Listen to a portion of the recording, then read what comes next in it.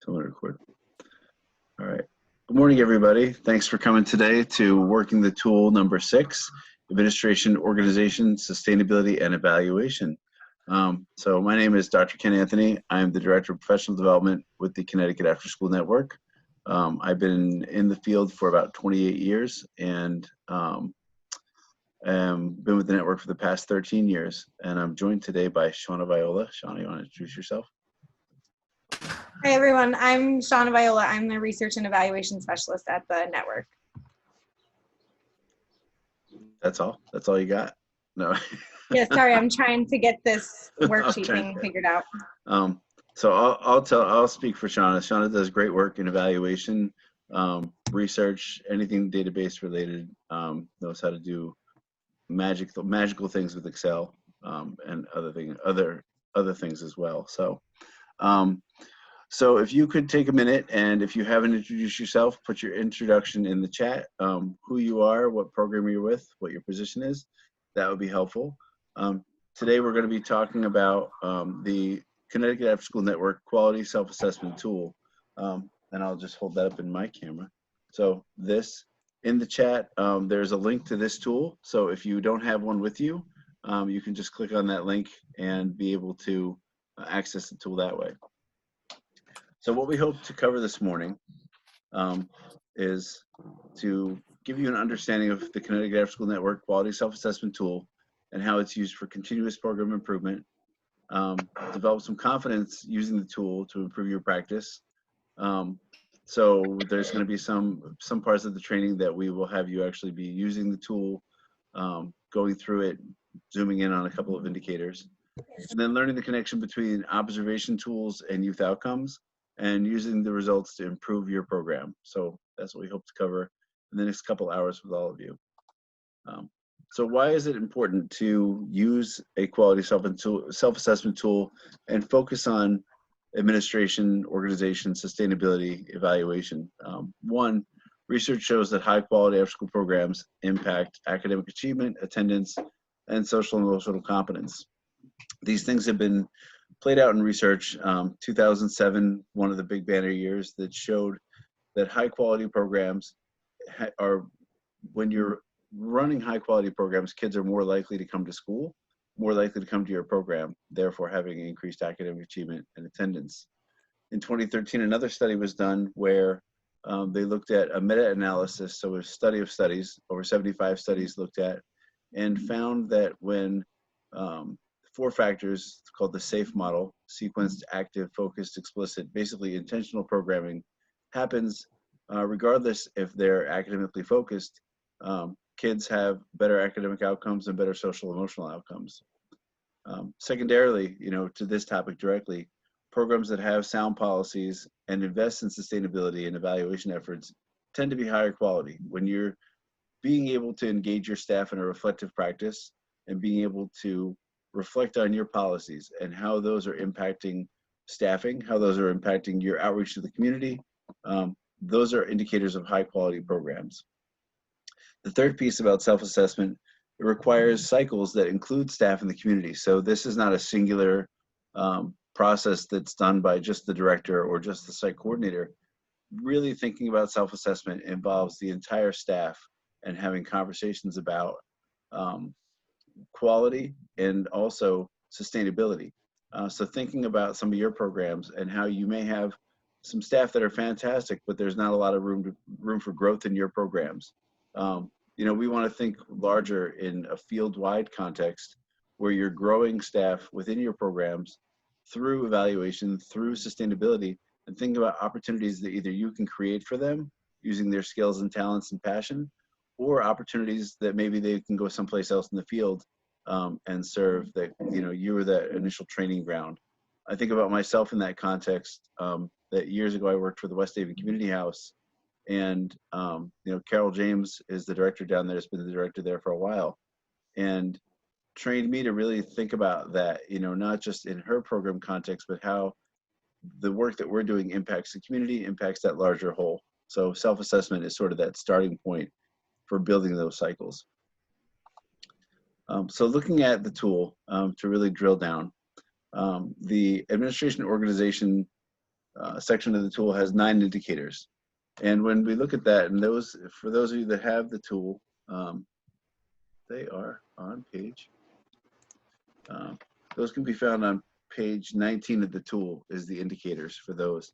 There's 9 indicators of quality. A lot of them look at things such as licensing compliance, sound fiscal policies, and collaborative partnerships with clear memorandum of understanding. And I think I'm going to really reemphasize that point around memorandum of understanding. This way, you know, when you're partnering with another organization, with a school, whatever, that the expectations are clear on both sides. The program has a handbook, so having a handbook for both staff and families. And I think one of the key things is being able to update that handbook. I know when I was at the YMCA, you know, when I first started there, my handbook hadn't been updated in 5 years. So being able to keep your policies relevant, current, you know, with the advent of social media, being able to know that you have policies that are going to protect you and your staff and the kids in your program. The regular and ongoing professional development is another key piece. You know, I'm a little biased being the director of professional development with the network, that I say PD is essential for staff, but research also shows that when staff have professional development and they're really trained in their craft, that's how you get high quality programs. So being able to train your staff internally and externally. And maybe Shawna can talk a little bit about some of the things that we found. We just conducted our professional development survey and found that a lot of PD, Shawna, I don't want to speak out of turn about where the PD comes from, but a lot of programs are doing their own PD, right? Yeah. So so we asked people who they use for professional development, and we provided them with some options. One, of course, including us, and we were the top one for everybody. But then the second largest one was that most people said that they do their professional development in-house. Mm-hmm. And I mean, that resonates with all the budgets. You know, I know budgets for after school programs. You know, there's not mints to go put out for professional development, but to be able to consider, you know, what kind of training do you have for staff? We've been talking about, with regards to professional development, about having some online modules, you know, post-COVID, but online modules for frontline staff, so you can have these basic trainings that you can just click and go on for staff as you hire them and train them. The last thing around the administration organization indicator is around record keeping and documentation. You know, I don't have to tell all of you that documentation is #1 key to quality, and also covering yourself as your program, to be able to think about progressive discipline with staff, or to be able to think about, you know, incident reports as another big one.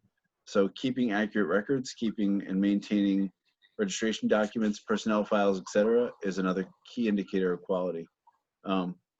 So some things to consider is to help, these indicators help programs think about policies, procedures for all stakeholders.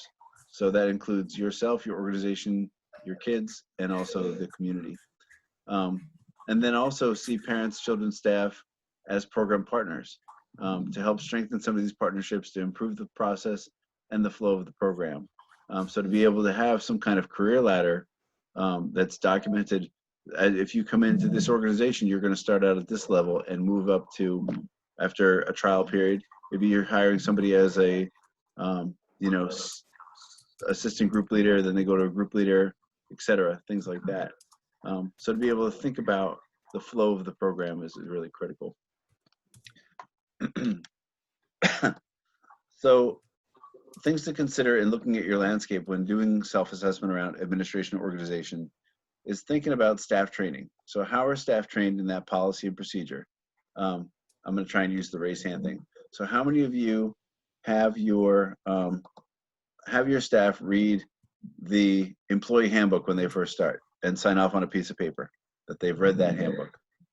You can, there's a little raise hand in the, where is that? It's over, I think on the sidebar. I think If you go to your bottom, if you go to the bottom of the page, it says reactions. So you click on reactions, and then it has the clap or the thing over. So I see 1, 2. see a handful of you. Oh, how's the raise hand thing? Let me see. That's over in participants. So I see Oh. four of Where you you could have do that. 4 of you have your hand raised. So about a quarter, it looks like about a quarter of you so far have your hand raised about that. 5 of you. All right, I'm seeing more pop up now. I think as people are finding the raise hand, that's the critical way to go here. I got confused. I thought it was in the reaction. Sorry, guys. So what the point is with that, and you guys can put all your hands down now so we don't get confused on it. The point of all that is that, you know, that's probably the one time that we know staff read that handbook, that staff are aware of policies and procedures. And then when you get in the busy of the program, you know, you may talk about it as incidents come up. And that's always the way that it ran in my program, was that as things came up, that's when we said, let's go to the policy and let's talk about that policy specific. And there was never any really ongoing training about it, never any reinforcement about policy procedure. And in retrospect, you know, I should have been doing that at least twice a year. You know, the September, the January, and then maybe even having a feedback loop at the end of the year to reflect on, you know, if there were new policies, how did that policy work for the staff? How did that policy work for families? So surveying, you know, looking at the landscape and trying to figure out your admin and organization is really, really critical to think about as far as the how you're engaging staff and refining policies based on feedback and surveying to be able to put that out there. The second piece about how does your program partner with families in the community is another piece of that admin organization. You know, when I think about the continuum of relationships between, I'll just use school and after school programs, the relationship between a school and the after school program that may be either in the school or maybe off-site. When I think about some of the work from Gil Noem, he's got this thing called the bridging intensity typology that says that across the relationship, the dynamic of relationships within programs, you have self-contained, which is sort of all the way on the left side, where your program and the school, or I'll just say community partner, community at large, is sort of two islands. And then as you move a little bit farther down the continuum, you have the associated. So you kind of know what's going on. You kind of know what the opportunities there are, et cetera. As you move more into the coordinated, which is sort of right in the middle, you have this bi-directional conversation. So, you know, I'm talking about it in the aspect of a school community partnership, but you could also put that in the aspect of a program to et cetera partnership. So it could be with a community partner. Maybe it's a contractor that comes in. What is the relationship? What is the depth of the relationship? And what's the depth of the communication between to really reinforce and complement your program? And then moving along further along the continuum is the integrated approach where, you know, you may have a part of your program that is seamless to what's happening in the school day, but also another part of your program that could be seamless to what's happening in the community.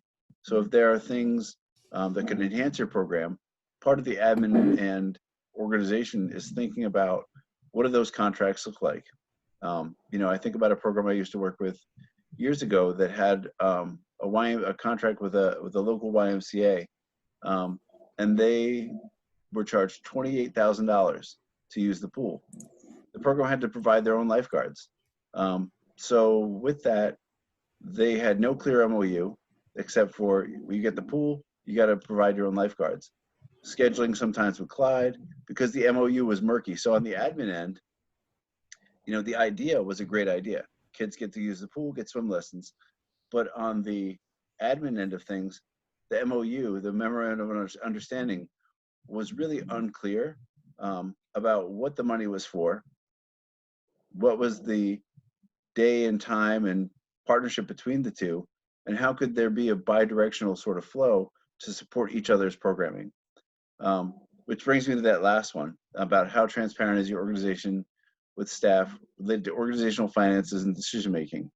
One of the things that I have done in the past with my own staff was really just let them know, and especially in these times, you know, when we have uncertain budgets, when we don't know things, I think that with the pandemic, there's had to been some pretty frank conversations that I've heard from different folks about talking with their staff about the state of the organization. You know, we're in a very time of flux. When we first got on, Paulette was talking about, you know, what does after school look like in the fall? And that's a huge question mark. You know, we don't know what that's going to look like just yet. But being transparent with staff around finances, around decision making, empowering them. Sometimes staff will have an idea about how things can run more efficiently because they're the ones working at the sites and the programs and see it day to day. It doesn't mean that their word is the final word. It just means, hey, I'm open to your input, and whatever you want to provide to help us make informed decisions is really critical. So this transparency piece is key. Let me just check the chat, make sure we are not missing any questions. Let's see. All right. So we're good with the chat. So one of the things that Shawna sent you, let me see where that was. So the one of the Google links, Google link for number 7, zooming in worksheet 7 back in the chat. If you can download that, or if you've already downloaded that, I'm going to put you into some breakout groups, and then be able to look at the indicator. Let me just come off of this thing for a second, just so I can see everybody for a second. So does everybody have the quality self-assessment tool? So make sure you have that before I put you in your groups, or has that? Yes. All right. So I'm going to put you into breakout groups. So you'll be using. Does everybody have access to the zooming in worksheet too? Yeah, let's check that. Good idea. Okay, so I'm gonna copy and paste. I'm gonna paste the link. Oh wait, that's the wrong thing. Hold on. Okay. I'm gonna paste the link again. So you want zooming in number 7. That's the first one. So it should open up a Word document for you. And before I put you in groups, I want to make sure everybody's good to go here. I made the mistake last week putting people in groups and then said, oh, I had to pop around to 30 groups to make sure everybody's okay. So I want to make sure you're all okay and with me here before we move into groups here. So if you're okay, if you can just give me a thumbs up, those little reactions over there on the bottom. I'll demonstrate with my little thumbs up. There it is. Good, good. All right. So it looks like most folks are pretty good to go. I see a thumbs up. Thanks, Jake. Thumbs up. Nice. Oh, I made the chat supersized. All right. So it looks like mostly everybody's good to go. And Raina raised her hand. Raina, you raising your hand because you have a question, or raising your hand because you're good to go?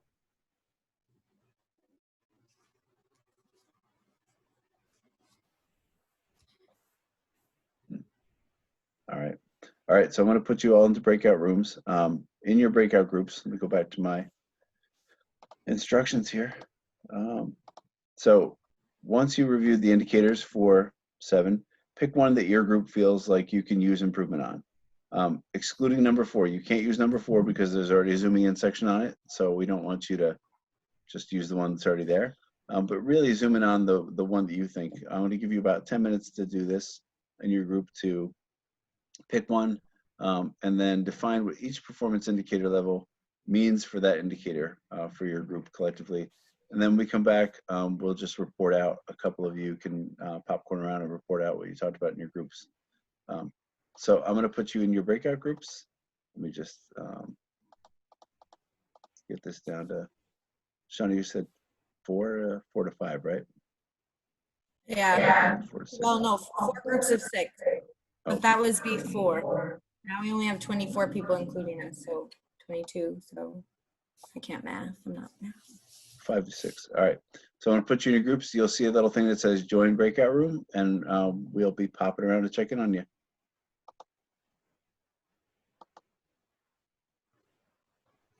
There we go.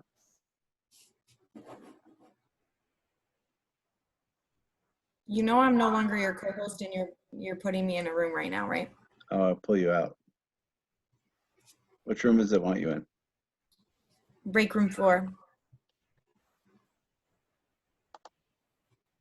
Oh, but you don't have to join it. Let me minimize all my stuff. I got too much. All right. So, how's it going so far? What do you think? Good? I mean, other than the fact that Zoom kicked me out, Yeah. fine, I guess. All right. So let me make you a co-host. This is definitely not going to be a 2-hour training, though. So now can you see the breakout rooms because you're a co-host? What does that co-host even give you? Oh shit, what did I do? I can see the breakout rooms because I chose later. But you can't join them, or you can join them? I can join one break. I could join my breakout room. Oh, it doesn't give you the option to pop into the other ones? I want to give them a couple minutes to I don't know. It's only offering me because I've been assigned to breakout room 4, so. I don't want you in breakout room 4. I can't move you to any place else though. So if you want to check on 4, give them. I don't know anybody. I know Tina Shine's name. Carol Hiller's in there. So maybe I'm going to give them a couple minutes, and then I'm going to just pop. Did you explain to them what they're supposed to be doing? Yeah, we have a slide on it. But does the slide really explain what they're supposed to be? Some people don't really understand the concept. So you have to explain. I'm going to do this because they're going to say, what was that assignment? Hold on. And then, why can't I paste you? Oh, I did it. There you go. What do you see? What do you mean? Do you see a message?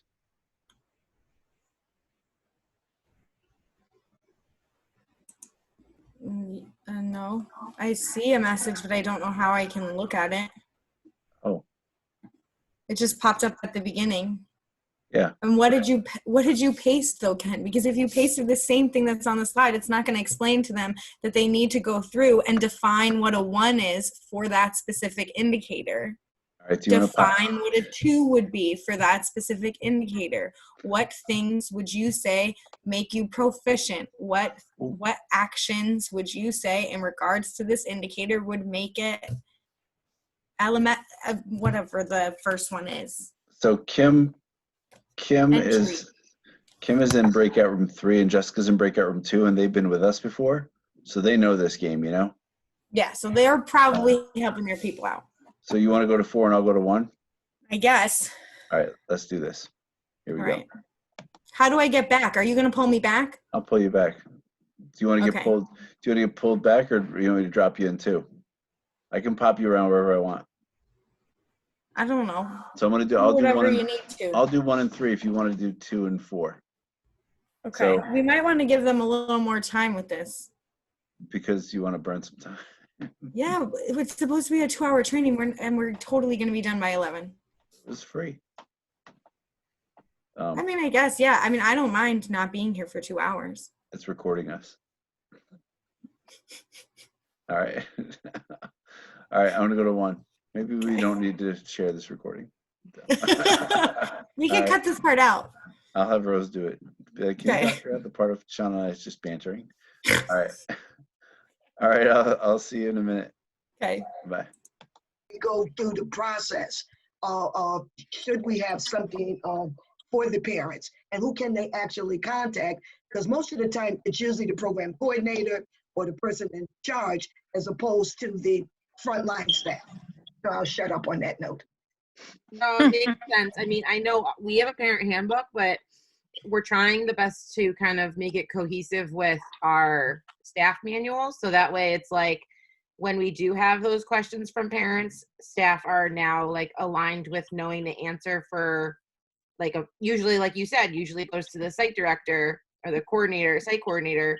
In comparison to the director and someone in charge, they can just ask anybody and they'll be able to do it. So we're actually changing our onboarding process in that sense. So I mean, I don't know if you guys want to work on that one. We can do, you know, because we don't really have, we have our policy handbook and parents are supposed to read it. But usually a kid gets in trouble and they're like, oh, my kid's fine. I'm like, well, in our policy book, it's not okay. It's not okay to hit someone. So, but I think like when it comes to like if we zoom in on that one, I think making a parent handbook that is cohesive with the staff handbook, that would be, in my opinion, would be part of like that proficient advanced level. So that way it's everyone is on the same page. Mm-hmm. That makes sense. I like that. So, all right. So do you guys want to, we'll zoom in on the indicator number 6. Everyone okay with that? Yeah. Yes. Okay.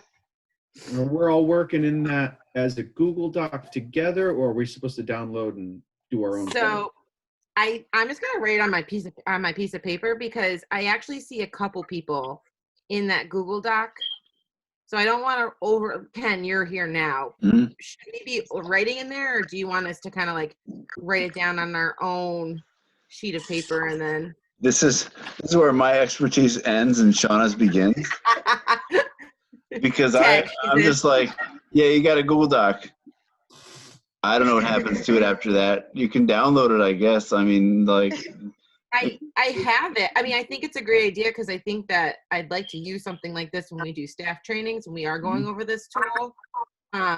It's nice for them to deep dive into it, but I was just going to write it down, like, well, where we think our entry, like on my piece of paper, and then we can just repeat or discuss when we go back. Yeah, that was sort of. I didn't know if Shawna wanted us to wanted to keep all of it for her records.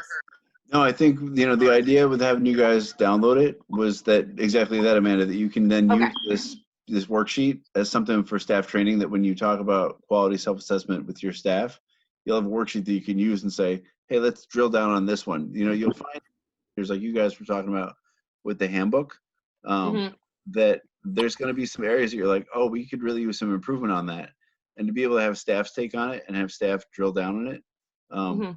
The one thing I used to do with my making cohesive family and staff handbooks was I would write the staff handbook first, and then I would take pieces of that related to families, or no, I'd write the family handbook and then make the staff handbook based on the family handbook.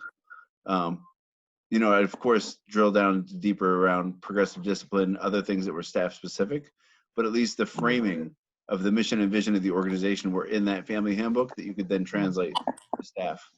So, okay. All right, I'm going to pop out. You guys are on a good track, and I'll see you back at the main room. Okay. Let's see. I just want to leave the breakout room.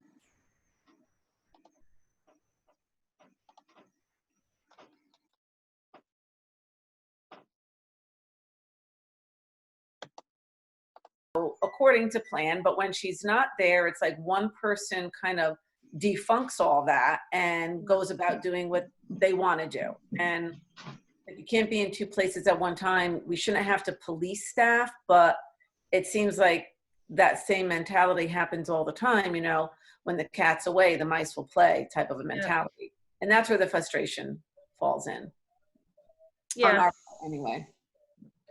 I think that's common too. I have 4 sites. I'm from the Treehouse in Groton, Connecticut, and we do the before and after programming for the district.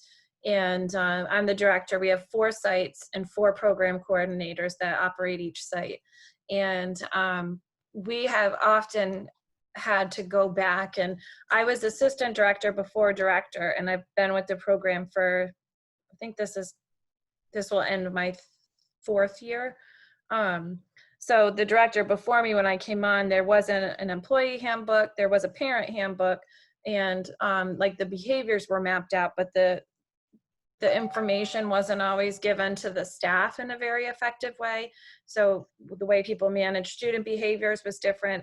And then there was no guidance for them on how to condone themselves as employees, other than some basic stuff. So we've spent the past couple years kind of trying to get that information out to everyone as we've been growing. We went from 2 sites the first year I was there. The second year we had 3 sites. And then last year we started a 4th site. So we've been growing and expanding staff and students. So it's become even more important to have this information kind of set out concrete. So I've been really focusing on our policies for the student behaviors in particular, and parents, you know, this is how you get from A to Z or change your enrollment or withdraw, and getting all that information out. But I do notice specifically that if me or a program coordinator is there, like on a site level, if the program coordinator can only be in one space at one time, everything goes the way she wants, but she leaves and it starts slowly falling apart. And then if I go to a site, everybody's, you know, acting different is what the program coordinators tell me.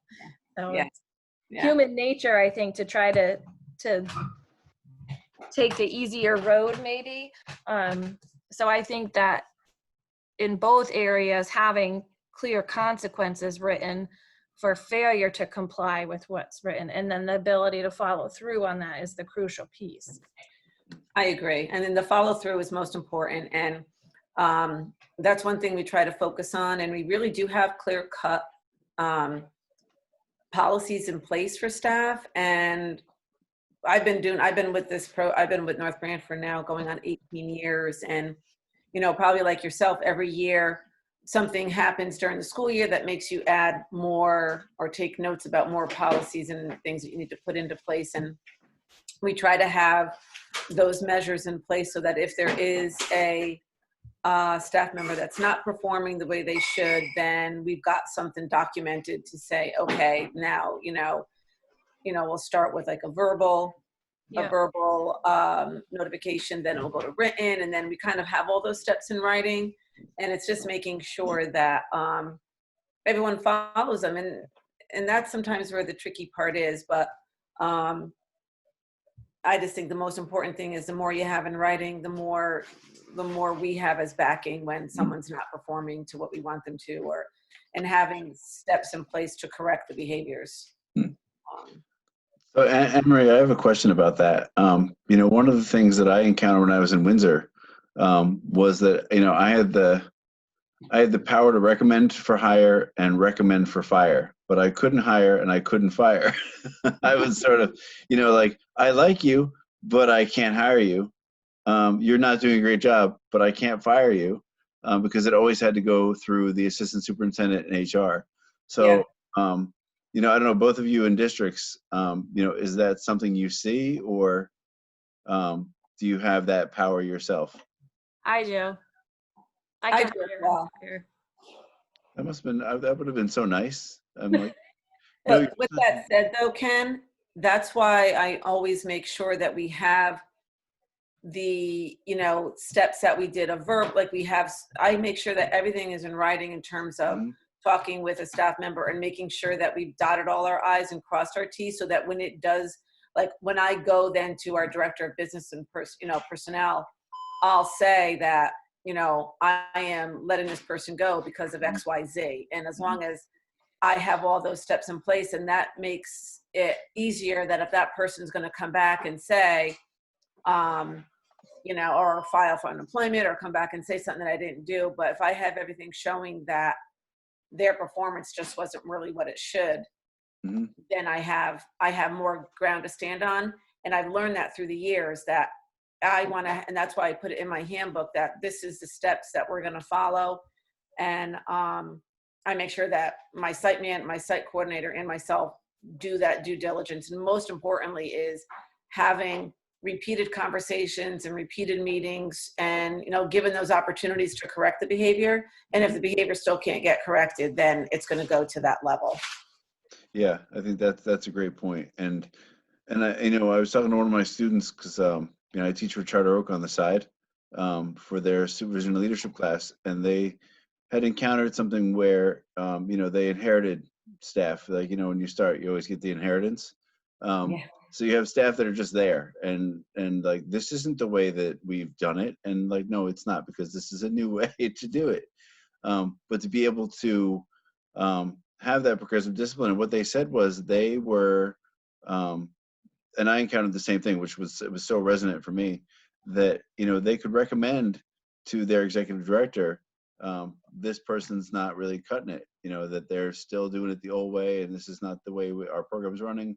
And the executive director was like, well, no worry, we'll just move them to this site, or we'll just move them to that site. And even though they had documented, it was the leadership above them that wasn't really following through on the policy, which is so, for me, and being in it myself, it was so frustrating that, you know, you had these people that were just dead weight in your program and nothing to do but, you know, drag down, because all it takes is one person at a site to taint that entire mix, and or not do not pull their weight at the site, and then everybody gets jaded, and that's when you get these organizational sort of issues, you know. Oh, hold on, I have to sign somebody. But yeah, I think that's a great conversation you guys are having about that. I'm going to pop into another room, and I'm going to get everybody back together in about maybe 4 minutes or so. So did you, Something that we're supposed to, something concrete we're supposed to exit this group with? yeah, did you find one indicator, not number 4, but one of those indicators that that you were like, okay, this is an issue, and here's how we would address it? In the assessment tool, Yeah, on page under 19. programming and administration or whatever? Yeah, admin organization, page 19. Yes. Okay. We weren't a little confused about what exactly, and we were having trouble finding everything. And I just realized I'm looking at the bottom toolbar for all the documents that I opened. They're Mhm. not there. They're all on top. I don't know if Okay. that helps anybody, but they're all above my screen, not below it. Yeah. Oh, yeah, because we're in the breakouts. Good point. Yeah, the Zoom is, by the time all this is over, we'll be so masterful at Zoom. It's just figuring it out. So, all right, I'll see you all in a few minutes then. All right. See you in a few. Oh, Shawna's here with you guys. Yes. Okay. Well, I had to get, when I went into breakout room 4, everybody kind of needed some people needed technical assistance. Other people didn't really understand what was going on. So it took a little time to get everybody. How'd you get to 2? Sorry. Because I noticed that now I have, Joinability. yeah. Nice. All right. Well, you guys are with Shawna, so you're good to go here. I'm going to go to a different room then. Thanks. I'm going to pull everybody back together in about 2 minutes. Does that work? Yeah, that's fine. All right. You're with me. Leave breakout room.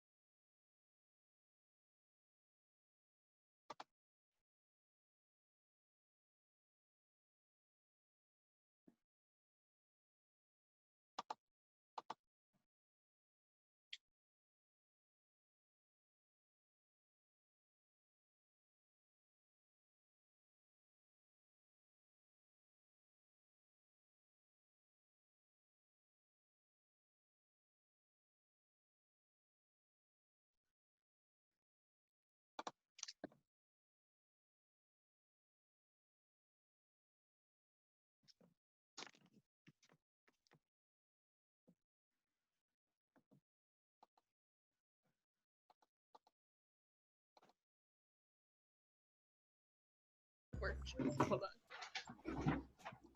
on.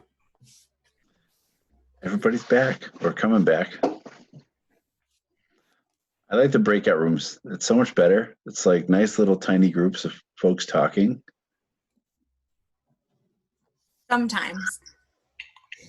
I think most times, I think people people really like the breakout. Did you all really like the breakout rooms? I really like the breakout rooms in I Zoom. love them. I Like love it's them. like people, I get to talk. This is so great because I don't know. Maybe it's too many weeks down here in the basement, but you know, Did you build those bookshelves? they were actually here when I moved into my house, and they used to be for like a workbench, and then I just put all my books and my wife's books, and there's some of my kids' books that are like over there. Well, But it looks, last time you weren't sitting in front of the shelves. yeah, I used to have I used to have a tapestry behind me, and like it was the same color as my head, so you couldn't tell me the tapestry started and my head ended. So we just moved it to the bookshelf. I think it looks better that way. Makes It me does. look more studious, you know. Well, thank you everybody for coming back. I hope you all had good discussions there. Does anybody want to share? You can take yourself off mute and share what your group talked about.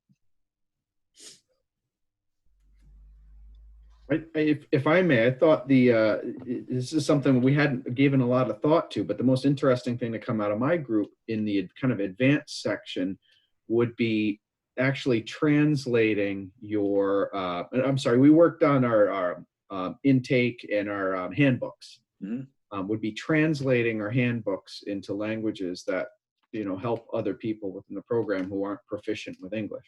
That's a great point.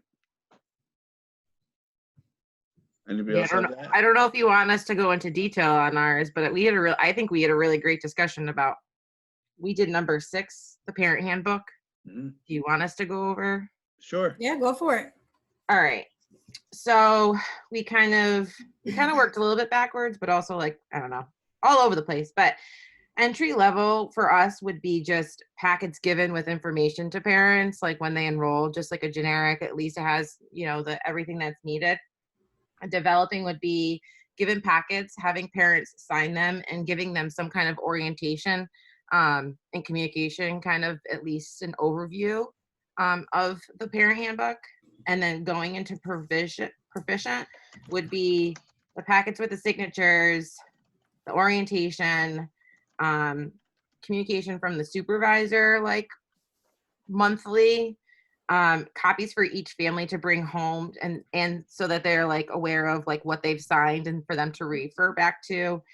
And then also like collaborating the staff handbook and the parent handbook. So that way staff are aware of what they should be, like what they should know when parents ask questions. Because I know in our program, we have a lot of issues where it's like a staff member will be asked a question, but then they're like, well, I have to ask the supervisor because I'm not really sure the answer. And it could be as simple as, yeah, we give 2 snacks on full days. Like it's very simple stuff. Mm-hmm. So we did that. And then our advanced, I may be missing a couple of things, but we did, our advanced would be like top of the line to have everything. I mean, the packets would be given out, signatures, we'd have an orientation accommodating to families, like Jake had said, like translations for parents or accommodations for parents, you know, being able to kind of have everyone understand it in the way that they need to. Mm-hmm. Quarterly meetings based on just the parent handbook itself. And that way they can refer back to it. Paulette had a good, you know, suggestion with the time that we're in, like Zoom virtual meetings and parent like question and answer nights, just to kind of review about what's going on in the district and referring back to that policy book. And then again, having that staff member handbook, like having them understand it and them being able to help with orientations and stuff. And then also serving the parents with incentives at the end of it, kind of with the understanding of this is our parent handbook. After we have these virtual meetings or these quarterly meetings, we'd love to see like what feedback they'd have from them about their thoughts on things to kind of just improve it as a whole. So I don't know if anybody from the group wants to join in if I missed anything, but I think I got everything. I think you covered everything. Okay, I tried. So it's funny, Amanda, when you were talking about, you know, the specificity for parents about like certain lines in the handbook, it made me flash back to exactly a conversation I had with a parent saying, you know, that's not in your policies, and I knew it was, and they signed it. You know, we all have the sheet of paper that they sign at the beginning of when they come into the program, saying, "I've read the handbook and I understand it." How many of parents read the handbook and understand it? But then I think to your point about, you know, really just reinforcing that as time goes on, because even if you sign something in August, by April, May, you're not remembering what you signed back in August. You're not remembering every nuance in that policy handbook. And I think, you know, like I said before, really being able to survey them to find out what policies are working, what policies aren't working, keeps it fresh. You know, with the advent of TikTok, you know, I'll just use TikTok as my scapegoat today. You know, what does a TikTok policy in a program look like? Can kids have their phones?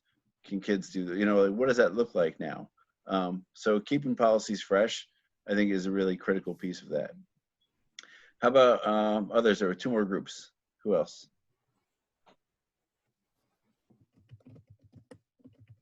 I could go over our group.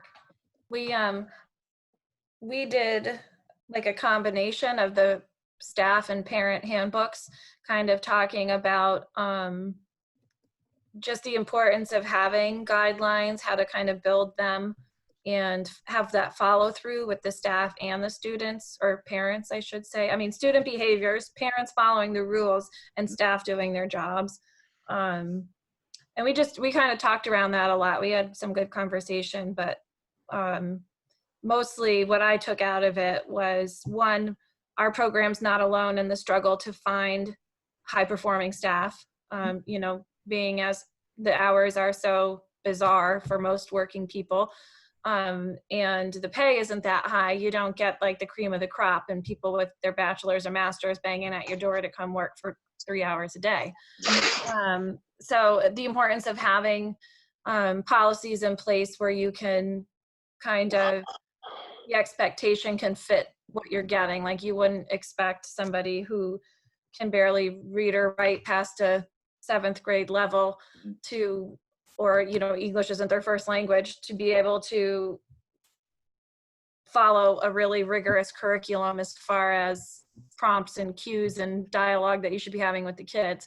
So we focus more on the ability to be professional and maintain a level of professionalism, and then focus on building up the people that show an affinity to this job and giving them more responsibility as far as programming goes. And then for the parents and students, like you guys were just saying, just making sure that the policies are there and that the parents are aware of them and the students know the consequences for failing to comply with policies as far as behaviors.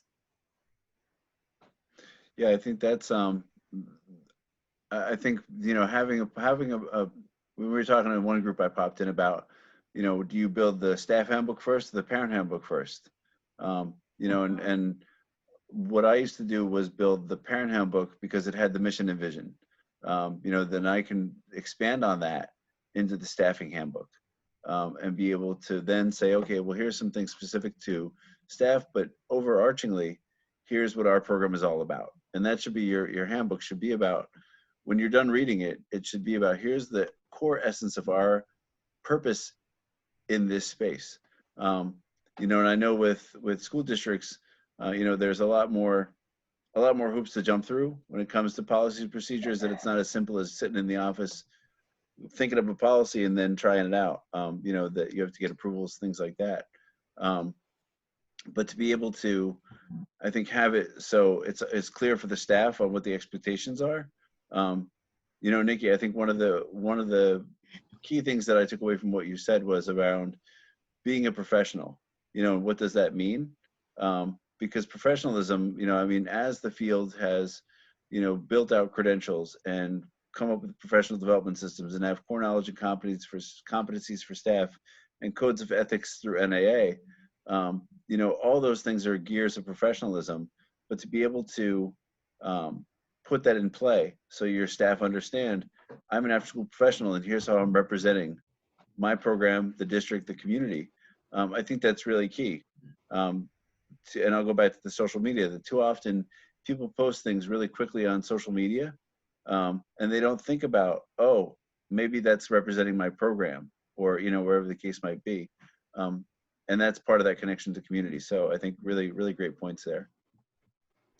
How about one more group? Do we have one more group? I don't think anybody from my group spoke. We had a lot of technical difficulties, however. Oh no. Luckily, Yes. Shawna was there to save the day. Thanks. So we did get a little bit done, but you know, not as much as we would have wanted to. But we did discuss the second in the listing. The program has policies, procedures, and schedules that are responsive to the needs of children/youth and families in the community. And we kind of just got through the entry level, really, because again, we spent a lot of time just trying to figure out how to get to this point. But we got that, you know, at an entry level, they like it would be not responsive to youth needs. It'd have the same calendar schedule every month with no change in activities, really. Have basic policies, procedures, but not account for diversity or specific needs of the youth or the community, or just not even be involved with the community at all and only be with the school. And that's as far as we got, really. I'm sorry about your technical That's a difficulties. good start. I'm glad Shawna was there. Thank you. Thanks, Shawna, for helping out. That's a great I think perspective on that. Emery, I appreciate what you put in the chat about the importance of new health guidelines. You know, I was on a call yesterday talking to folks about, I think what Paulette was originally talking about when we first started today was, what is after school going to look like in the fall? It's going to look a little different, maybe a whole lot different. You know, we were talking on this call about schedules and scheduling for schools and how that's going to impact us. And if schools, you know, adopt staggered schedules, that's going to mean more hours for after school. It's going to mean bigger budgets, things like that we're going to need to figure out. But also, it's going to also mean health guidelines, like you're saying, Emery, and how we communicate that with parents. You know, I know we have Monday morning coffee calls that we've had for the past 9 weeks. And one of the things that came up last week was about waivers, you know, family signing waivers. If a kid gets sick in the program, is the program liable? You know, can that parent say, well, my kid got sick in your program, and be able to have this hold harmless sort of clause? And then what happens then? Does your program shut down for 2 weeks, et cetera? So I think there's going to be a lot of, I know OEC is releasing guidance today/Monday about summer camps. We're going to have a roundtable next Thursday morning at 10 o'clock, specifically looking at summer programming and what that guidance means, and some contingency planning as far as summer programs. But I would say that the conversation about the fall and after school, that conversation is not too far behind. So I would say by June, we'll probably be on a similar roundtable call with all of you from the field, talking about what kind of supports you need, what that looks like for budgets. You know, my main concern is that with all of this pandemic, that we're going to be doubling the cost of staffing, doubling the cost of supplies, and the funding, obviously, for programs will not be doubling, even though we need all that other stuff. And I think, Nikki, to your point about the staffing piece, what I also see with the huge unemployment numbers is that usually what I've seen as a trend is when the country's in recession, it's easier to find staff because you have staff coming out of the woodwork. It's when the economy is doing well that it's harder to find staff. So I think there'll be a wave of staff coming from the fall that will be all qualifications across the board. But then it's that training piece. It's that health piece. There's so much to think about with that. So some great points raised on the policy issue here. Let me go back to my slides and hold on. I'm not there. Let's go back to there. get out of there. All right. And go to there and share. Okay, good. Here we are. All right. So we did this one. Let's get this guy out of here. So we did that one. So here we are. So the other section we want to talk about today is sustainability and evaluation. When we put together our quality self-assessment tool, one of the most important things to me is about organizational sustainability. That you can have a fantastic organization, but if you're not thinking over the horizon sustainability, you can do great work, but then all of a sudden run into that grant just ran out or something else happened. So to be thinking about how to sustain program over time, how to sustain leadership over time as well is equally as important. You know, when we hire competent staff and have competent staff leading our sites, we don't want them to leave the field. We want to try and find ways to keep them in the field and sustain our programs. Secondarily, evaluation is cornerstone. I mean, Shawna being the research and evaluation specialist can tell you all about the importance of evaluation and what it can do for your program. I don't know, do you want to give a little blurb about that? Well, I like this particular section a lot because I think it has three like really key pieces. One, you have to have a goal in mind. Like, what is the purpose of your program? What do you want to achieve?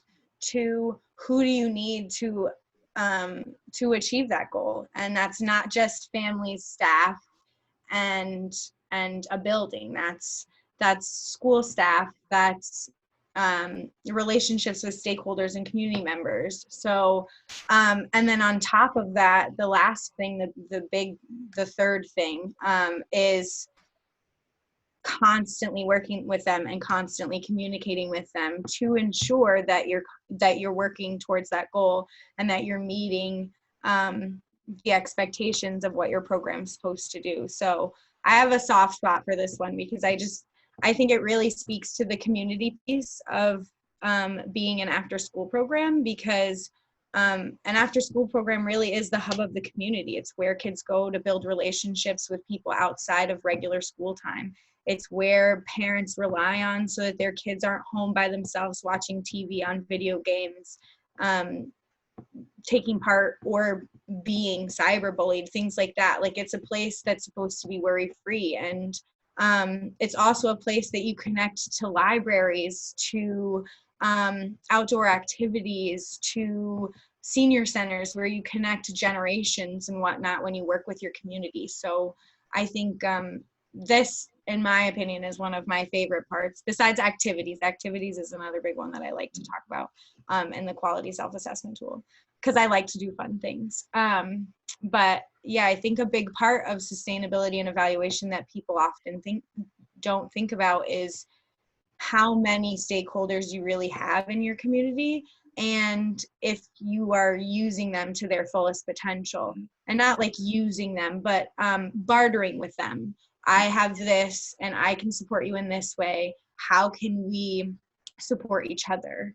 And that's a big part of, it's also a big part of evaluating your model and evaluating how your program is doing, because as you start to work with your community, you really do start to achieve your goal at the end of the day in your program. And then you can move on to setting new goals. Or I know a few programs that are reframing their mission right now, or it wasn't really dead set in the beginning, so they're trying to make it more concrete now and work with their staff to do that. So I think it's a big part, and it's very important. It's an important part of assessing your quality too, because you need to know what you're doing well, and you need to know what you can improve on. And those aren't always going to be the same things either. Something that you're doing well today in programming could be different next week. And so it's constantly kind of knowing how to adjust to what you need.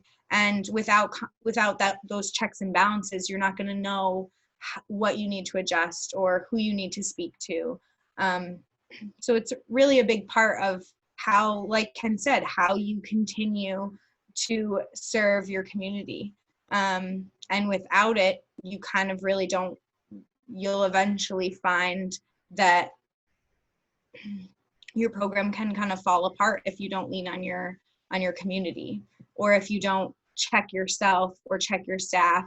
And I think it's also important a lot of times when I sit in QSA trainings, especially with frontline staff, it's important for frontline staff too, if things aren't being done evaluation wise, to step up and be like, hey, I found this really cool tool and I think that it could be really beneficial. Like, I think it's important too to take a step back and notice that everybody in your community has a voice too, and this is a perfect opportunity to hear all of those voices.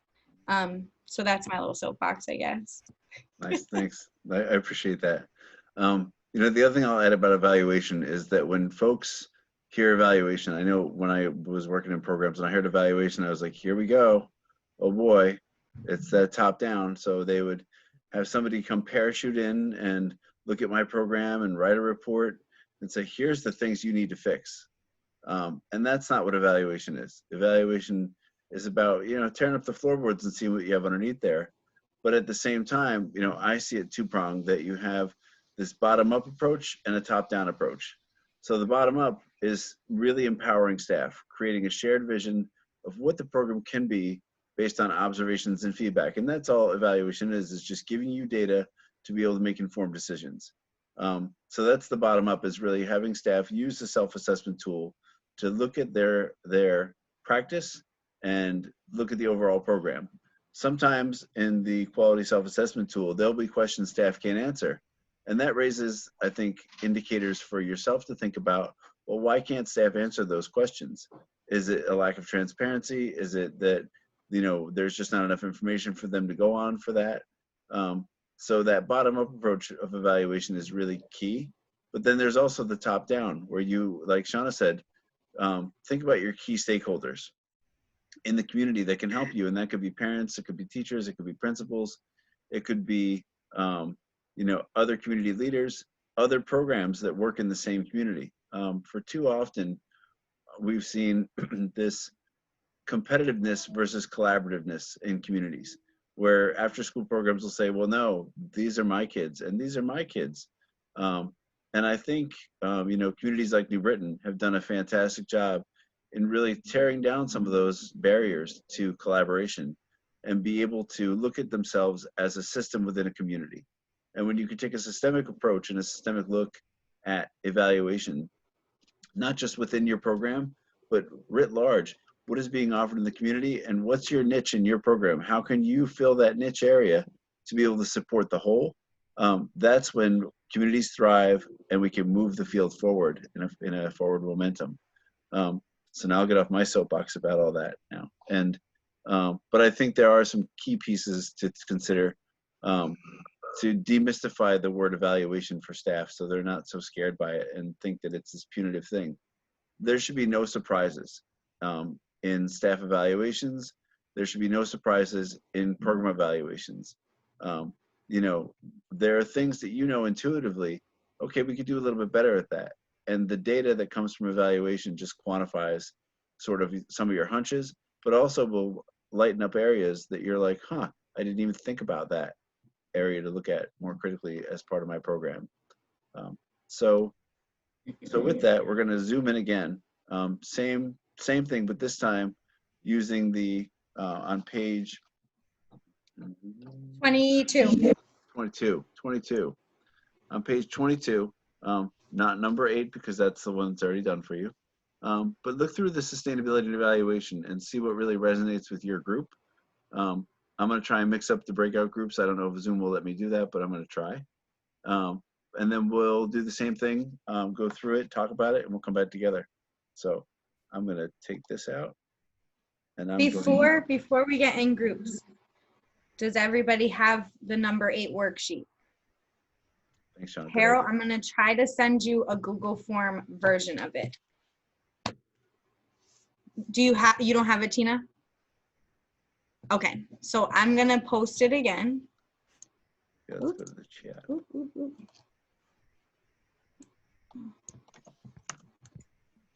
So this, for those of you who are working specifically with Google,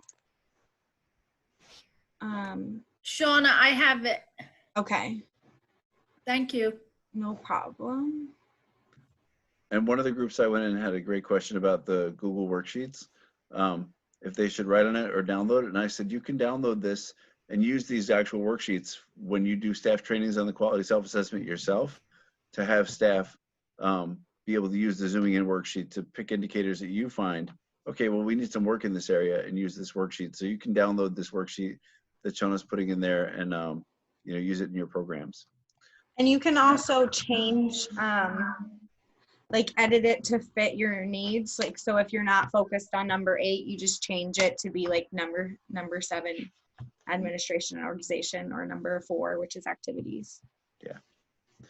All right, I'm gonna try and put you all in breakout rooms. Oh, it's gonna be the same breakout rooms, it looks like. All right, we'll do that then. So here we go.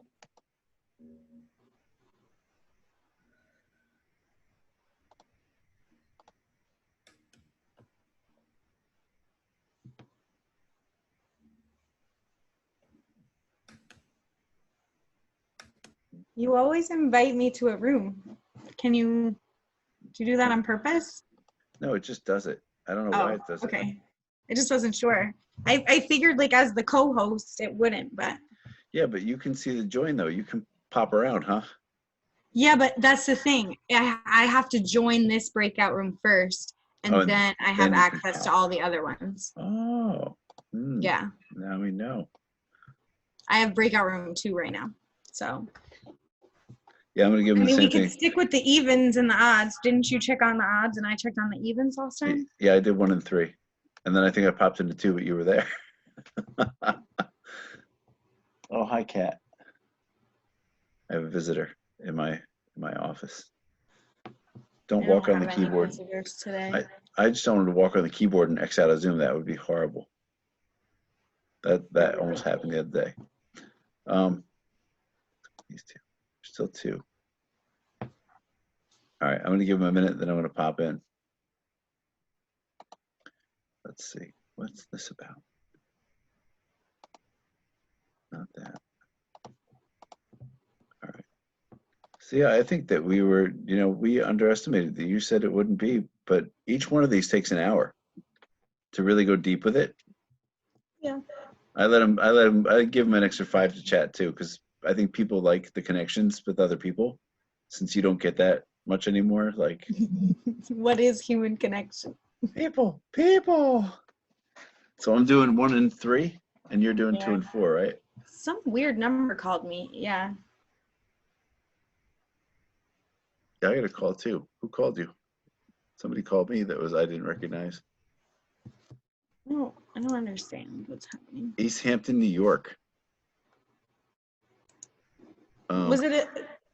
Did that just happen? Did somebody just call you? No, it was yesterday. I got East Hampton, New York. I'm like, I don't know anybody. If I knew somebody in East Hampton, I sure don't have their money. Today, I got a call from Bayshore, New York. 2 Strange. calls. Like, they called me twice. All right. 5 minutes ago. I'm going to pop into 3 first, then I'm going to go to 1. Okay. They know I'll what to do pop now. in 2, and then I'll go to 4. All right. I'll see you back in a minute. I'll pop into yours to say hi again. All right. Wait. So how do I pop out of it, though? However you did last time. I don't know. No. Like, how do I, like, not be in a breakout room at all? Oh, I don't know. Can you do that? You just hang out here. You don't join. You just go rogue. No, but I have to check on them. So what do I do when I'm done checking on them? That's my question. Send me a message and I'll pop you in the other one. Okay. All right, I'm going No, I to can 3. pop in the other one. I just mean like when I'm done checking on them. Do you want me to continue sitting in the room and having a conversation? Then on the bottom, it doesn't say exit to main room. You can click on that anyway, just on yours. I don't know if I can, but I think I can. I'm assuming I can. I think you can. Okay. All right. I'll see you in a minute. Okay. All right. Here we go. An employee at will, they're not gonna, there's certain things that come with that. They're not gonna have, they're accepting the job. And so those are things that are running through my mind right now as to really what I need to put in my handbook to cover us. And I may have to go to the powers that be in my district to say, is this correct? Can we say this? Can we not say this? So those are the things that I really want to make sure my handbook has moving forward before we go back to the school year. Yeah. So that everyone's on the same page and they have an understanding that, so they can't come back and say, well, I got sick because of this or that, you know, and blame the district or try to look for some kind of compensation. Yeah. Yeah. One of the, our colleagues on this call, she shared with me that a program near her was actually doing, like waivers of some sort, basically like a reliability waiver to sign that they're not going to hold the program responsible. I mean, you can't prove where you get it from anyway, but Yeah, that's what I'm trying to, you know, looking to do. yeah. All right. Well, I think that we're kind of, I mean, it's proficient too, in the sense that we've had an employee handbook for the past several years. But if I were to go in right now at the entry level with number 1, we'd have to address those same issues first with staff, like health and safety, and new protocols. And then that would kind of bring us down to the developing for this year, because we're doing a summer program, but then we have a school year program that will restart. And if there's still guidelines that we have to follow because of the pandemic, that would be pieces that we add in. And then that's on top of, you know, I feel like even though I've been doing this for a few years at the same site, every year there's more policies that need to be written based on things that come up that you didn't anticipate. So I do feel like there's always something to be developed for next year, and kind of looking at each year, keeping a notebook on the side where you write down those things is a good way to track them, because I feel like it's never going to end. My goal used to be to get like the handbook done, and now I've decided I don't think it's ever going to be done. I mean, who would have even predicted this situation that we're in? Like, there's just always something new that needs to be added. That's a great point, Nikki. It's always a work in progress. I mean, no matter how much you think you refined it, there's that thing, you know. And I think to your point, it's always summer. For me, it was always summer that was like, well, I have to work on that for the fall, and we're gonna get that in the handbook now, because I didn't expect the love triangle. That was one of my incidents, was the love triangle that happened in my program, and there was brawls, and I'm like, really? Staffing? This is what I have to deal with? So no, there'll be no relationships among staff in my program anymore. Like, we squashed it, but it was lit up in the summer. You know, there's a fight. Well, you know how to handle that with kids? It's not kids. Oh, Oh my okay. gosh. Well, so I'm right there with you. Yeah, I don't know if I'll ever reach an advanced performance level in that category. But I think, so Nikki, are you running face-to-face summer, or are you running virtual summer? Face-to-face. Yeah, that call Thursday that I put together for next Thursday, the 21st, is in direct response to that, because people are like, well, what do I do? What's my risk? How do I assess that? You know, there's so many questions about summer. And I think we're going to have the same thing for after school, you know, like, especially if they go staggered schedule. What does that mean? That you're going to have waves of kids? What does that mean for space within schools? You know, where do you put a program when you stagger the space or stagger the schedule? You know, how do you run 3 different programs? Do you run? I don't even know. So that's another conference call I can get on? Yeah, then we're going to have that as soon as we get some clarity about the school year. We're probably going to put that together sometime in June. But yeah, I mean, that's really I've been on national calls for the past 8 weeks with other statewide networks. I'm so grateful for the networks, because I can draw off of resources from everywhere. I would love to connect with other face-to-face programs for summer, because I'm so eager to get back to my normal. And at the same time, you know, I keep hearing about these new illnesses that kids are developing as, you know, latent exposures to the virus, or what, you know, I don't even listen that much and I'm still hearing it. So I'm just nervous really about putting groups of kids together and adults, because we can't control the entire environment. You know, we can do what we can, but I'm really getting pushed with the superintendent to do this. So When you think about, K1, even K1 program, that's really hard. It's going to be really hard to social distance kindergartners. Like, you can try all you want. You can have them wear masks, but are they going to wear masks? Like, I see Yeah, kids like, exactly. nah, I'm good. I don't want to wear this anymore. Yeah. And then what do Try you to do? play Like, outside with masks on. Yeah. like then you have disciplinary issue potential. You have parent pushback issue. Like, what if the parent is a non-mask wearing family? Like, what do you do with that? There's all these nuances that I think we really need to get a firm grip on as a field and figure out how do we do this? Because unfortunately, there's no guidebook for this for this one. No. We're sort of as we And go. I was kind of laughing because I was late. My superintendent called me and I was on the phone with him. But he said in that phone call that he's like, yeah, this will be great. I really want you to get this going because you can kind of, set the tone and see what it's like. Basically, we're going to be like the first out to battle. We're the first line. Yeah. And I'm hearing that from a lot They of want to programs. see how we do before they make their decisions. I've heard that from a lot of people. They're like, why do we We're the have to be the guinea sacrificial pigs? lambs. Yep. And I said, well, somebody's got to do it, but that's not a good answer. Yeah. Someone's got to do it, right? But yeah, Yeah. I'm right there. So you guys sound like you're pretty good with where you want to go with your indicator. So I'm gonna pop into room. This is room 3. I'm gonna pop into room 1. All right. I'll see you all in a few. All right. All right. See you in a few. Wow, they're really fast.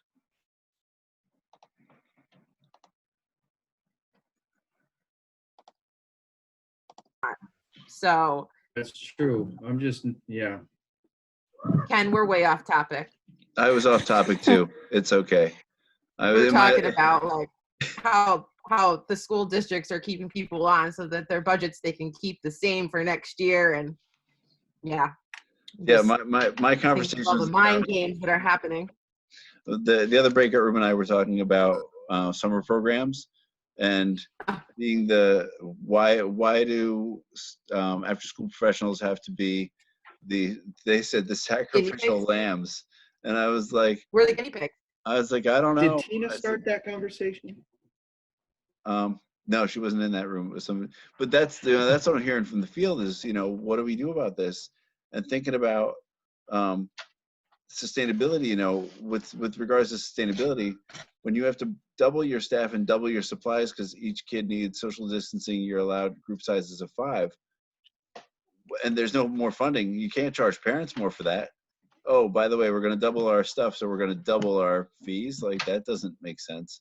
I know from the State Department of Education grants, they're not going to give double the money just because you got double the program size now or double the need as far as supplies. So I think there's a lot of uncertainty. So yeah, we were off topic too, Amanda. No worries. We started talking about other things than us. But we were talking about the staff member, the program employees, staff members who know, understand, and embrace the program's mission and goals. Because I know we struggle with that in Farmington.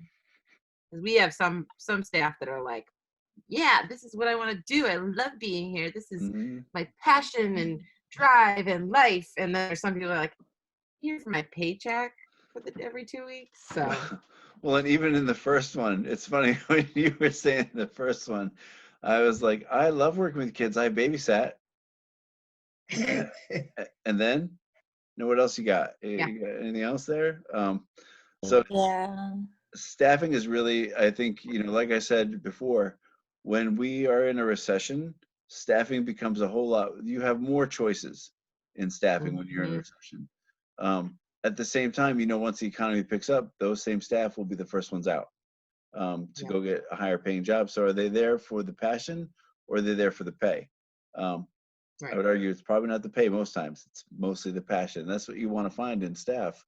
But, I think in the case of districts, I think often school districts struggle because their programs are part of the school. So how do you have a mission and vision that's separate from the district vision and mission, and that makes your program a unique piece of the community, but at the same time, you're part of the school system. So I don't know if you guys struggle with that sort of, how do you fit in the box? being a district-run program?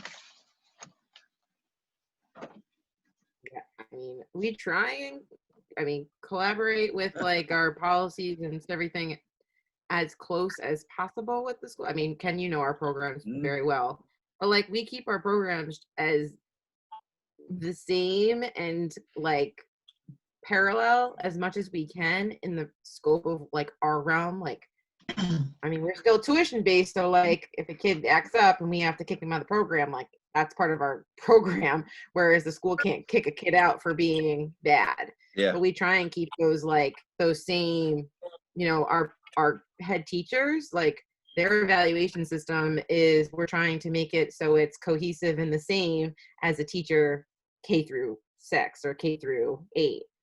So we're trying to keep it to showcase that we're basically running our programs like the school day. Like we want to be the same and up to the same par as all of them, if that makes sense. I think that's what you were talking about. Yeah. But I think, you know, the more staff can wrap their head around the mission and vision, you know, that if they can see themselves in it, I mean, that's what I talk about often when I do leadership development is you need to be able to have staff see themselves in that mission and vision.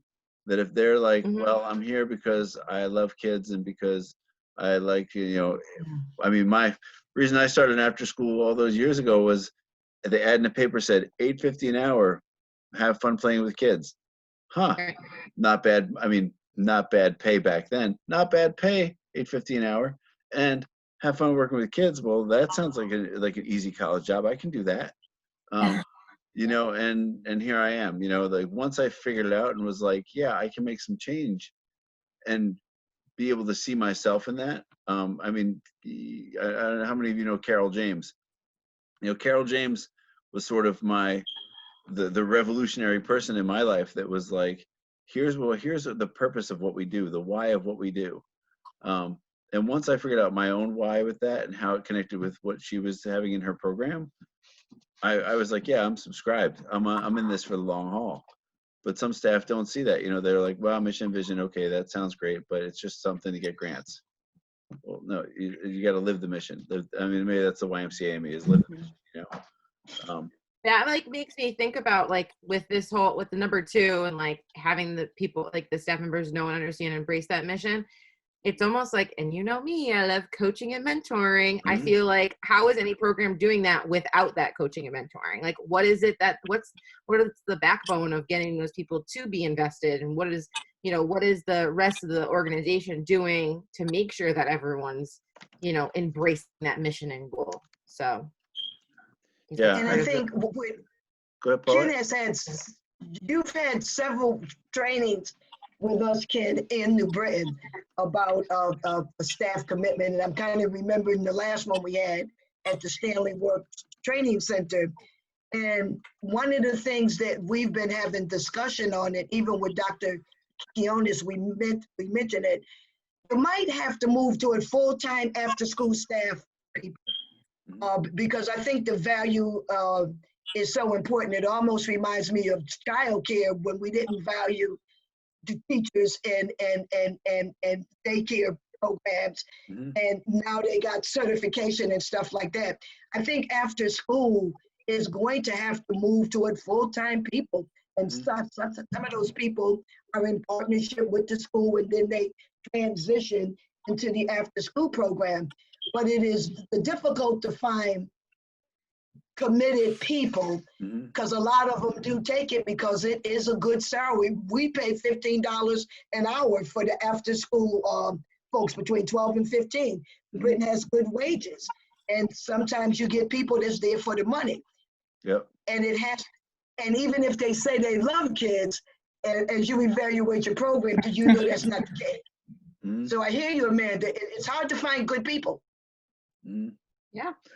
Well, and I think one of the things, that's a great point, Paulette, about the early childhood system. You know, one of the things they found was when they required bachelor's degrees for everybody in the field, they all the gears sort of grinded to a halt. They're like, wait, we're not ready. You know, and you know, part of our conversations at the network is to really inform folks, you know, the decision makers, the policy makers, that slow and steady wins the race. Don't just rush into it because it sounds good. You know, make sure that you got a system in place that can support that. You know, the charter or credential is great, but there's no financial aid to go with it. Organizations can't pay for that. It's like $4,000. But if there was some way to make that credential a little bit more appealing and have some funding or some financial aid to back it up, you'd have more people enrolling in that kind of program.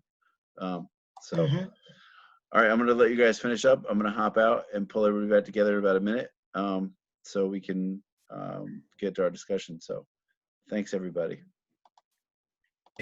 No, I was checking emails. Oh, you You guys. posted the picture of the baby, and you were like, what am I gonna look like after quarantine? And I almost commented on it. I'm like, yeah, but at least he'll still be cute though. Oh yeah, that's what I feel like. Ugh, I know. I was talking to a friend yesterday. I was like, before quarantine, I had gone to the gym 30 days so far out of the year. 30 days. Do you want to know when that stopped?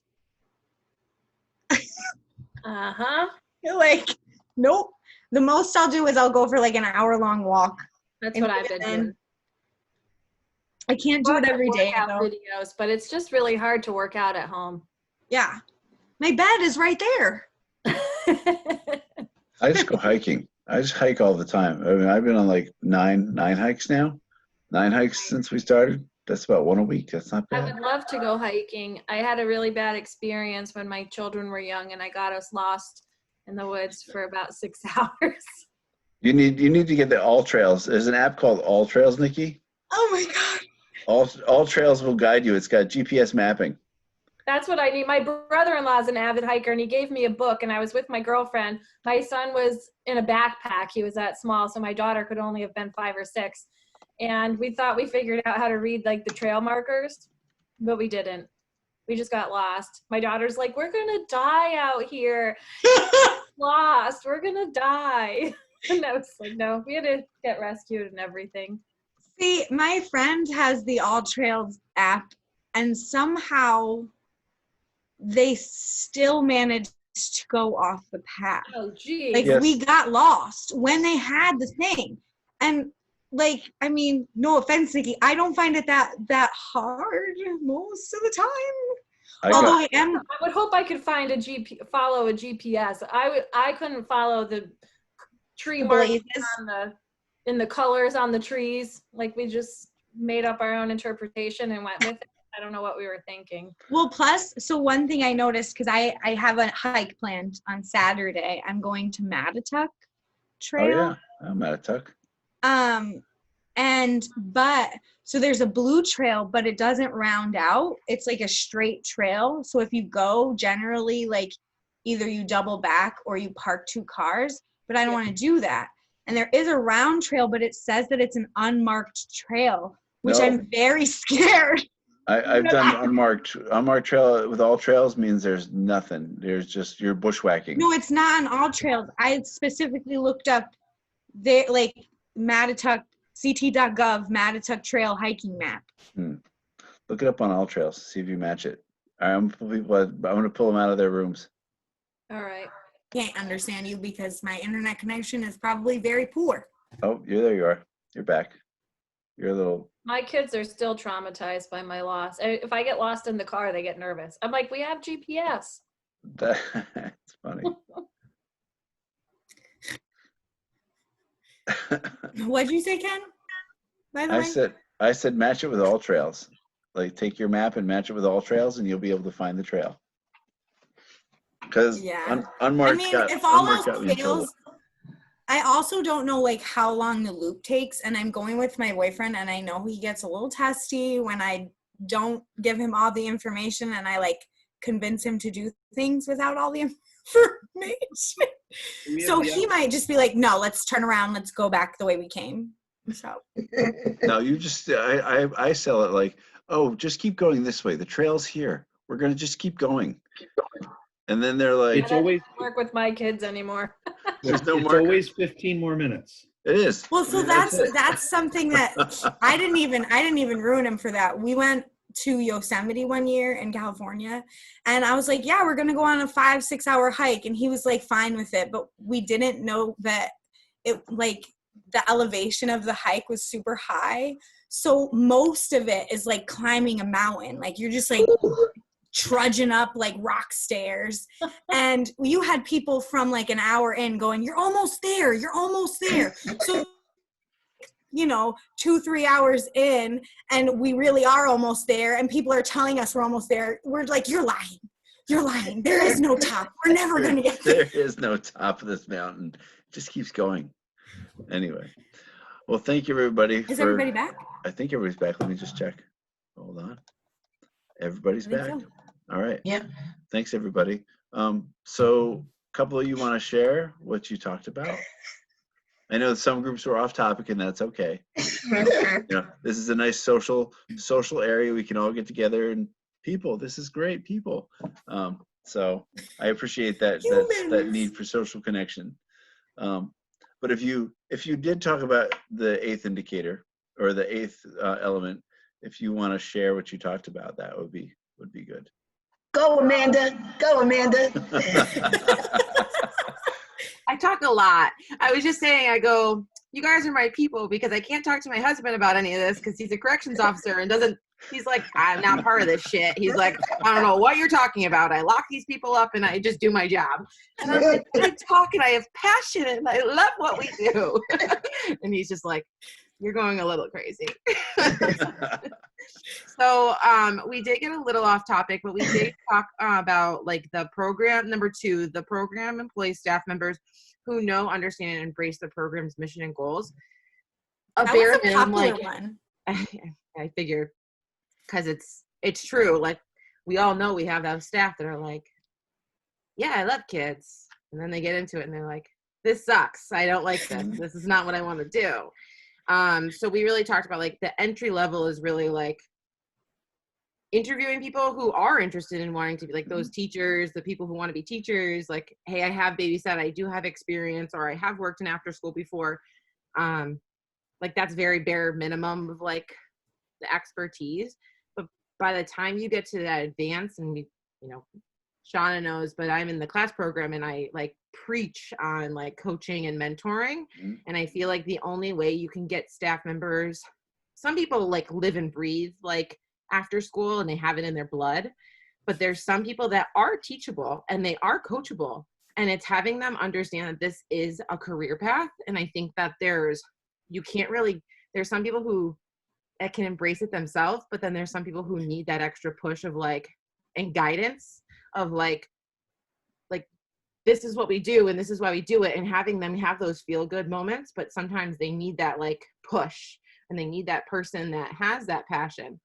So I think by the advanced part, it's almost like, you know, having those like colleagues working together, having younger staff be coached by senior staff, and, you know, showcasing those things that they'll be able to embrace that mission and goal. So that's kind of like what we kind of talked about. I don't know if anybody wants to add in anything. Well, I think, Amanda, one of the things you touched on, you know, and for many of you that have been with me for training for years, you'll know what I'm about to say. The way I best describe after school programs to my staff when I used to hire was that it's like a pair of shoes. You know right away if that shoe fits. And if it doesn't fit, go get another pair. Starbucks is hiring 2. Go over there, because I don't need somebody whose shoes don't fit in my program. I need you to come in my program, have the shoes fit, and be able to get running right away. And not, and I think to your point about trainability, you know, definitely there are folks that are trainable, that have that passion. They just don't really know what they're up to. With regards to your specific programming, you know, I think what I said the other day to somebody was, programming can be taught, passion cannot be taught. That if you don't have the passion, you can't teach passion. You can teach programming. So I think that's a great point about getting staff on board. Well, I don't mean to put you on the spot, but Kanaya in her group had a really good point, and I hope I said your name right. I apologize if I didn't. had a really good point about how a lot of times what you find is staff just lack confidence. And it kind of goes hand in hand with what Amanda was saying about like being that coach or like providing that extra push for them. And she pointed out that oftentimes all you really need to get one of your staff members from entry to at least proficient is just by giving those little like confident boosters throughout, like, oh, you did this really well the other day, let's try it again. So if you want to take the lead, you can, but that's kind of what they were chatting about in their group. And I think Tina and Carol were also in that group, right? Yes, that's us. My name is Kanala. Sorry about that. It's okay. It's not a problem at all. But we did talk a lot about like, because personally I work with younger people. You know, my school is right across the street from the college, WestCon. So a lot of college students work there, and one thing that I noticed is that, you know, we're all pretty young. We don't have that kind of experience necessarily, and we work with adults who have been working with kids for, you know, 5 years, 10 years. So again, it's just a lack of confidence and lack of just being assured within ourselves that we can perform the job as well as we are expected to. Yeah, I think that's a great point that both of you raised about confidence, and that's something that I've thought a lot about when it comes to confidence in the field. You know, I think back to when I was doing my doctoral work and I interviewed site coordinators and frontline staff as part of my work, and what they said was, you know, and this was about relationships between principals and after school staff, and what they said was, you know, I can't talk to the principal. I'm just a frontline staff here. And I said, why can't you? And I think to that point about confidence, you know, so that's one piece. But the other thing I've learned is that, you know, when you talk about STEM programming, when you talk about social emotional learning, sometimes that language has staff say, well, I can't do that. Social emotional learning sounds, you know, 5 miles wide, 8 miles deep. But really, when you point out to them, it's about relationships. And we do relationship work every single day that we're in programs with kids. Then SEL becomes demystified, and it's not this, well, you need these frameworks and all this other stuff. It's really about how are you connecting with kids? Oh, I can do that. STEM, same thing, you know. Isn't there any backyard, I'll go to Mentos and the Coke bottle, you know, backyard science. Every kid probably did the vinegar and baking soda thing and made that volcano just like erupt over. It's those basic things that if we can give staff some of the basic building blocks when they first come on to get confidence, we can step up confidence over time. And confidence equals leadership. That as you build that confidence, you then build leaders. And then once you have those leaders, then they can take over your program for you, and you guys can retire and put your feet up, right, Paula? You can put your feet up and like. And I think it's finding everybody's strength as well, is what we talked about, is finding somebody's strength that you just zone in on their strength so that you can empower them in that. And then you can work on the next person with their strength. And hopefully you can get around to everybody in your programs. That's a great point, Tina. I think that, you know, one of the key interview questions that I always used to ask was about, what's your hobby? And people would be like, what's my hobby? Why you want to know about my hobby? And from my sort of diabolical thinking behind my desk, I was like, how can I use that hobby to build a program to make my program better and have you have fun at your job? So I had a guitar club with this guy. I had an archaeology club with a guy that was like, I love archaeology. Okay, and it was a YMCA, so we called the program Why Dig. The little Why Dig, you know, and he had t-shirts, got every kid a shovel, was out there digging in graveyards and loving it. You know, the kids were loving it because he was passionate about it. He brought that. But had I not asked that question, I wouldn't have known he was an archaeologist. I wouldn't have known, you know, that we could turn one of those folding cabinets into a stage for preschoolers. Like, there's staff passion, I think, and hobbies and talents go really far. So I just noticed that it's 11:53. Let me go back to sharing my screen so we can. I was worried, guys. I was worried we wouldn't be able to get it to the full 2 hours, but I'm glad you guys chatted a lot and enjoyed it. All right, so back to here. Let's go back to here. So some keys to success that we've talked about today. Collaboration is key. Always, always, always think about how you can collaborate to strengthen your organization. Update and communicate. Hold on, some things in the way. Update and communicate organizational policies regularly. Absolutely. Plan for and train staff to ensure sustainable futures for your program. So, I think what Amanda was talking about with coaching your staff is key. Being able to know what they're interested in, know what they bring to the table, and also know what their weak spots are. How can you help them to be sustainable in your program is critical. And evaluating the program regularly. Some people think that, well, I did my quality self-assessment and I'm done. I know where my program is, but it's a continuous cycle of improvement. When I think about things that I work with the National Institute of Out of School Time using their APT tool, they recommend at least twice a year to do a self-assessment of the program. One in the fall, one in the spring to give you sort of a good marker. For me, I sort of push the envelope and I'm like, well, do it 3 times because 3 times is better than 2. That you can do a fall, a winter, and a spring to give you sort of a beginning, a middle, and an end, and be able to goal set for yourself on where you want that program to go in that next cycle. So as you do one cycle, what did you find? What's strong? And don't forget to celebrate the strengths with your staff. I think that's really critical, is celebrating with staff to say, hey, great job. We got, of all these indicators, we're really strong in activities. We could use a little bit more in relationships. Sustainability, we could use some with that too. But being able to have a frank conversation with your staff about what they found in this book is really critical. And I think the last piece is that including key community members. So thinking about, I want to evaluate my program, but who do I need? Who do I want at that table? And that could be board members if you're a nonprofit. That could be folks that, business leaders that maybe you want to build a relationship. And the best front door is to say, hey, I need an outside eye to come look at my program. And then once you build that relationship, they're like, oh, you need some computers? You need some air conditioners? That's what I got donated to my office, was room air conditioners. You never know where those relationships are going to take you, but building them, evaluation gives you a first step into that door. So before I close, I just want to also highlight, and here's Shawna and my contact. In the back of the quality self-assessment book, after the sustainability section, there's an action planning template that you can use to sort of think through what you want to do, who's going to do it, when's it going to get done. Also about technical and training needs. So thinking about, what do we need to support our program? What kind of trainings do we need to bring into our program? Who's going to do that? When do you need those?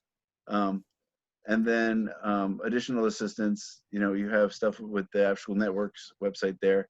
But then there's a crosswalk that we did in building the tool on page 26, which is almost the last pages, these staff skills to consider. And in the staff skills to consider section, we took the National After-School Association core competencies and knowledge for staff, and we crosswalked them with our key elements of the tool.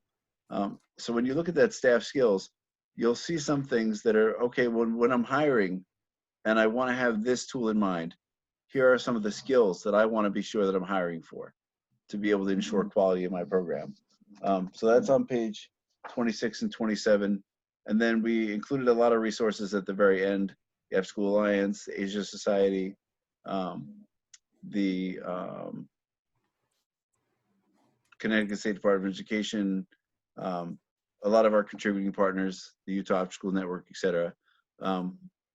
So we were hoping, what our hope is with the quality self-assessment tool, sort of the sequel, is that other networks have developed really niche standards for certain specific topic areas, like STEM standards or social emotional learning standards, things like that, that complement the tool.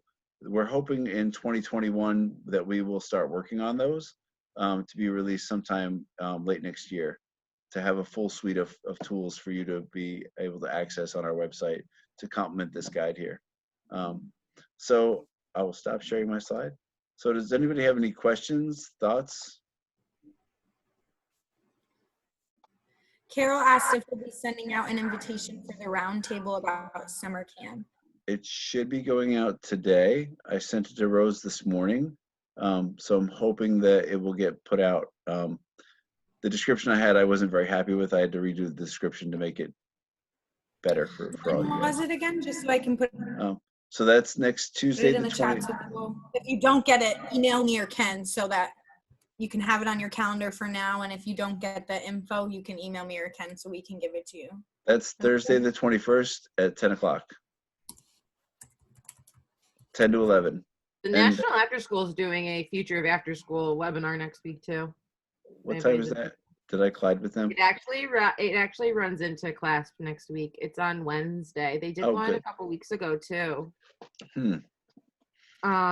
Let's talk about Future of After School, Wednesday the 20th, 12 to 1. I was on the one the last time with Gina, and it was nice. They have someone talk, but it's just nice to hear from like nationally, like what people are doing. So and I'm sure next week a lot of questions are going to be about summer, so Yeah. or maybe a topic on summer. So I think if you just go to the website, I've been getting emails from NAA just because I'm on the list. Yeah, that's naaweb.org. It is, but yeah, it's 12 to 1. It runs into a class, so I don't know if I'll be on the whole thing. I see your plan, Amanda. I know what you're up to. I'll be on it. We should all go. Everybody go there. But their website for NAA, the National After School Association, is naaweb.org. If you're interested in what Amanda was talking about. Our roundtable on summer is going to be the 21st at 10. So if you have any questions or thoughts beforehand that you'd like to make sure we cover at that roundtable, please email me, and I will make sure Michelle gets those so we can have a good conversation.